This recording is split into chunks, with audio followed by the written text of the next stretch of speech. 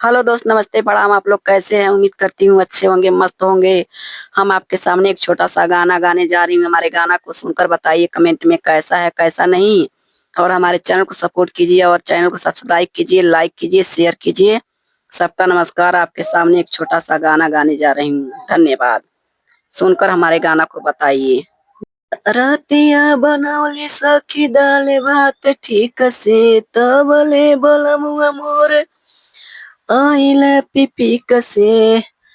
दाल भात देखे मुआना थरिया फेंकेला दुआरे पे, ऐसे झगड़ा हो गइल सखी भतारे से। ऐसे झगड़ा हो गइल सखी भतारे से। मुआना मरले बा हमरे कपारे पे, रतिया झगड़ा हो गइल मोर भतारे से।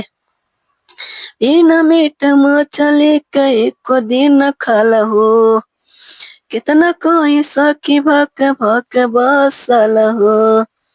बिना मीठ मछली के एको दिन खाला हो, कितना कोई सख सैया भक भक बसल हो। जब कुछ बोले दौड़ मारे के, जब कुछ बोले दौड़ मारे के, ऐसे झगड़ा हो गइल सखी भतारे से। मुआना मरले बा हमरे कपारे पे, कोई गो किस्त सखी सैया मोर कढ़ले बा। कोई गो किस्त सखी सैया मोर कढ़ले बा, देश भर के कर्जा अपने ऊपरा बटोरले बा।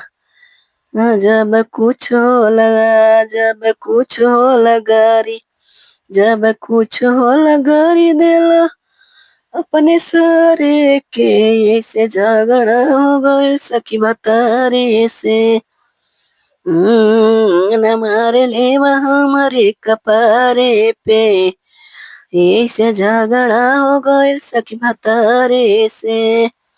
मुआना मरले बा हमरे कपारे पे। धन्यवाद।